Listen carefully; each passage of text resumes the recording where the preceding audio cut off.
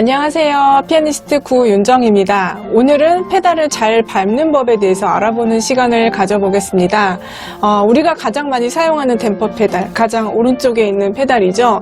이 댐퍼 페달의 역할은 소리를 연결해 주기도 하고 소리의 울림을 풍성하게 만들어 주기도 합니다. 페달은 기본적으로 화성이 바뀔 때 정말 깨끗하게 갈아주셔야 돼요. 그런데 우리가 이것을 머릿속으로는 알고 있지만 잘 안 될 경우가 있어요. 제 생각에 그 이유 중에 하나는 잘못된 발의 자세와 동작에 있습니다. 제가 학생들을 가르치다 보면은 페달을 밟는 발의 올바른 자세와 페달과 발바닥의 어느 부분이 닿아야 하는지를 잘 모르고 그냥 편하게 밟는 경우를 많이 봤는데요. 피아노를 잘 치기 위해서 자세가 정말 중요하듯이 페달을 잘 밟기 위해서도 이 발의 자세와 동작 역시 매우 중요합니다. 그래야 페달을 깨끗하고 센스 있게 잘 밟으실 수가 있어요. 네, 페달에 대해서 궁금하신 분들은 끝까지 시청해 주세요. 네, 가장 보편적인 경우인데요. 화성이 바뀔 때 페달을 바꾸는 법을 보여드리겠습니다.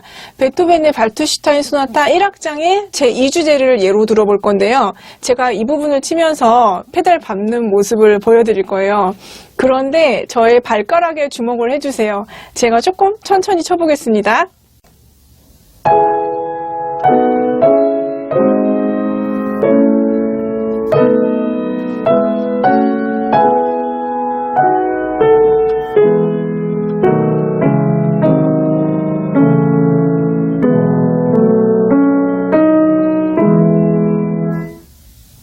네, 조금 특이한 점을 발견을 하셨을까요? 이 발투슈타인 소나타 1악장의 제2주제는요, 화성이 절대로 섞이면 안 되는 부분이에요. 그리고 악상이 피아노이기 때문에 페달의 깊이가 또 너무 깊어서도 안 되고요. 물론 공간의 크기나 피아노의 상태에 따라서 페달의 깊이 조절은 조금 다를 수는 있습니다. 이 부분은 페달의 깊이 조절을 아주 섬세하게 해야 되는 부분이에요. 이럴 때는 발의 무게, 그러니까 페달과 발이 서로 맞닿는 부분에 무게를 조절을 해주셔야 돼요. 그 역할을 하는 것이 바로 발가락이에요. 네, 제가 조금 전에 발투슈타인 소나타 2주제를 쳤을 때 발가락이 이렇게 페달에 붙어 있지 않았고 살짝 위로 향해 있었어요. 만약에 페달에 닿는 발가락 부분이 긴장이 풀려서 발가락이 페달에 이렇게 붙어 있으면 발의 무게가 페달에 많이 실려지기 때문에 페달을 바꾸는 속도, 즉 페달을 밟고 떼는 속도가 조금 느려질 수가 있거든요. 민첩하지 않은 발의 움직임은 지저분한 페달링이 될 수 있습니다. 그리고 또 한 가지 말씀을 드리면요. 이렇게 발가락 부분을 긴장하지 않고 편하게 밟았다 떼면 지금처럼 이렇게 페달에서 소음이 날 가능성이 아주 커져요. 지금 이 발투슈타인 소나타 2주제는 악상이 피아노거든요. 그런데 발을 이렇게 긴장하지 않고 편하게 밟고 뗀다면 소음이 나기 때문에 피아노 연주 소리에 방해가 되는 결과가 될 거예요. 그러면 이 부분이 페달에 의해서 연결이 되는 것이 아니라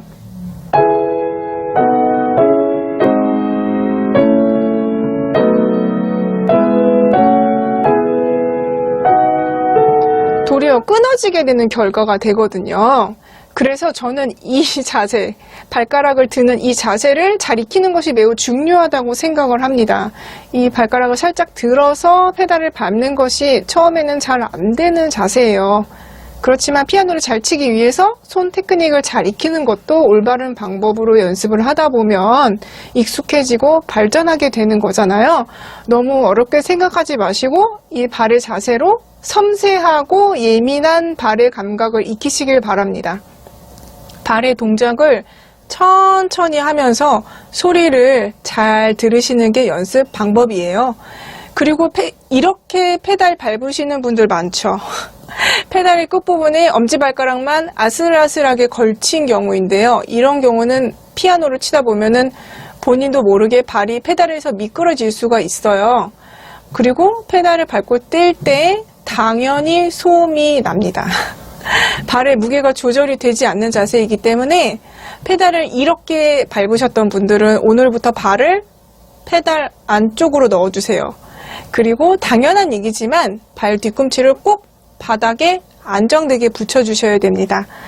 네, 여기까지가 제가 생각하는 페달을 밟을 때 매우 중요한 자세에 관한 내용이었어요. 그 다음에는 곡을 가지고 몇 가지 예를 들면서 설명드릴게요. 네, 페달을 경우에 따라서 어떻게 잘 쓰는지를 아시면 훨씬 더 퀄리티가 높은 연주를 하실 수가 있어요.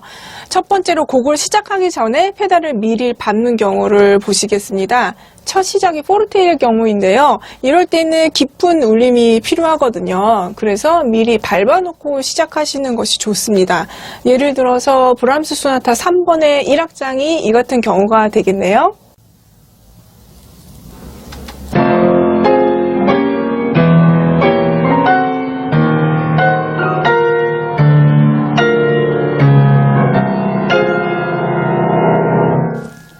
네, 곡의 시작이 피아노이면서 코드로 진행이 될 경우에도 이 페달링을 적용해 보실 수가 있어요.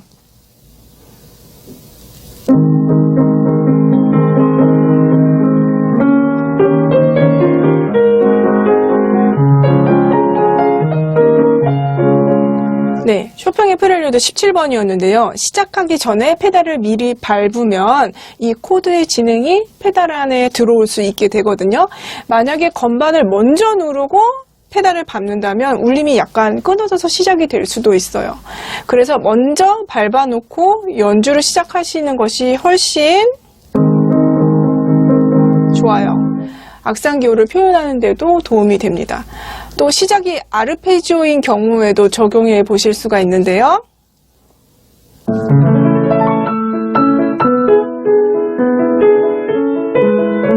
네, 베토벤 소나타 2번 4악장 같은 경우도 이 페달링을 적용해 보시면 좋을 것 같아요. 그리고 두 번째로는 시작과 동시에 밟아야 하는 경우가 있는데요. 특정 음을 강조해야 될 경우예요. 예를 들어서 스포르잔도나 액센트로 시작이 되는 경우인데요.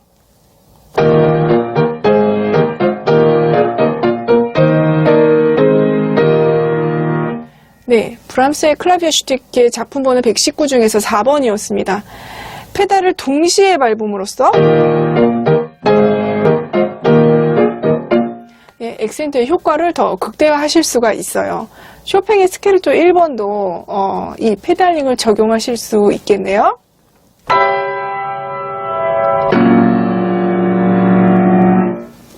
네, 그 다음은 시작하고 나서 페달을 밟는 경우를 보실게요. 모차르트 소나타 3번의 2악장 첫 시작인데요.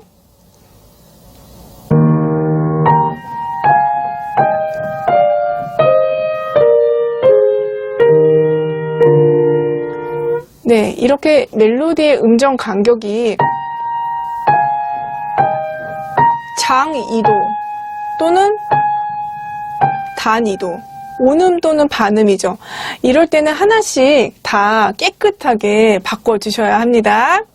네, 이번에는 소프트 페달을 밟는 경우를 한번 보실게요. 왼쪽 페달, 우나코르다라고 하는데요. 왼쪽 페달을 밟으면 소리가 좀 작게 나고 먹먹해지는 효과가 있어요. 어떤 경우에 소프트 페달을 밟는다고 생각을 하시나요? 악보에 피아니시모가 적혀져 있으면 무조건 다 밟아야 된다고 생각을 하시나요? 저는 꼭 그렇지는 않다고 생각을 하는 편이에요. 피아니시모 소리를 낼 자신이 없을 때 밟는 것이 소프트 페달이 아니라는 말씀을 좀 드리고 싶은데요. 사실 저도 이렇게 말씀은 쉽게 드리고 있지만 실천을 못할 때가 많습니다. 작곡가가 우나코르다를 밟으시오 라고 이렇게 표기한 곳은 지켜야 돼요. 예를 들어서 라벨의 밤의 가스파르 중에서 온딘의 첫 시작은 트리플 피아노, 피아니시시모니까 정말 밟아야 되죠. 그런 부분은 우나코르다를 밟지 않으면 사실 연주가 불가능하잖아요.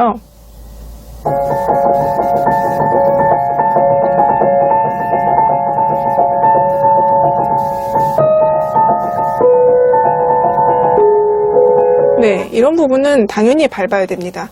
소프트 페달은 연주하고 있는 피아노의 상태에 따라서 조금 융통성 있게 생각을 해주시면 될 것 같아요.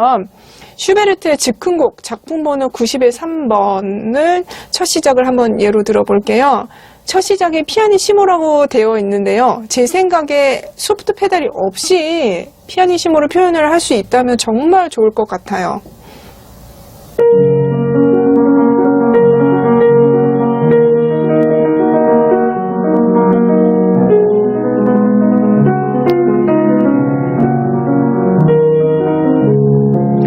그런데 만약에 연주해야 할 피아노가 음색이 거칠다거나 이 중저음역대 소리가 큰 피아노라면 이럴 경우에는 소프트 페달을 밟아주는 것이 이 곡의 음색 표현을 하는 데 있어서 훨씬 도움이 되죠.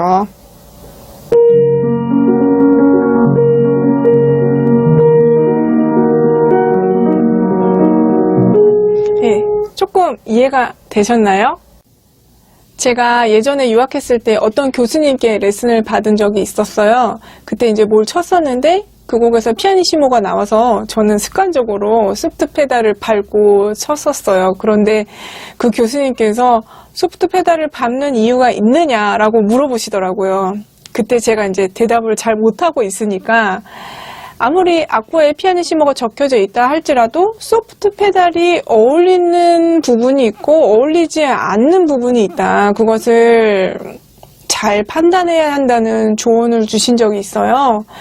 그래서 그때 제가 많이 좀 창피했었죠. 너무 단순하게 생각하고 피아니시모 나오면은 무조건 소프트 페달 아니면 떼고 치고 그래서 참 많이 부끄러웠던 적이 있어요. 그래서 이제 반성을 하고 소프트 페달에 대해서 한번 다시 생각해 볼 수 있는 계기가 되었었어요. 오늘 제 영상을 보시는 분들께서도 한번 이 점을 잘 생각해 보시고 연주해 하시기를 바랄게요. 네, 그 다음에는 잘 사용하지 않는 가운데 페달에 대해서 설명을 드릴게요. 소스테누토 페달이라고 하는데요. 이 페달은 어느 특정 음만 울리게 해주는 역할을 해요. 제가 베토벤의 소나타 15번, 전원 소나타 2악장의 앞부분을 한번 예로 들어볼게요. 이 부분은 왼손 반주는 스타카토이고 오른손은 코드 레가토로 되어 있어요. 물론 소스테누토 페달의 도움이 없이 손으로 코드 레가토 하실 수 있는데요.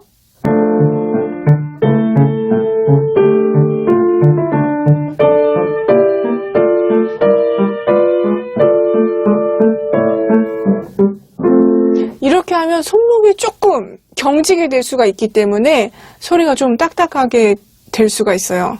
그래서 소스테누토 페달을 잘 이용해서 이 부분을 연주를 하면은 조금 편하게 코드 레가토를 하실 수가 있습니다. 네, 저의 발을 봐주시고요. 제가 조금 천천히 한번 쳐보겠습니다.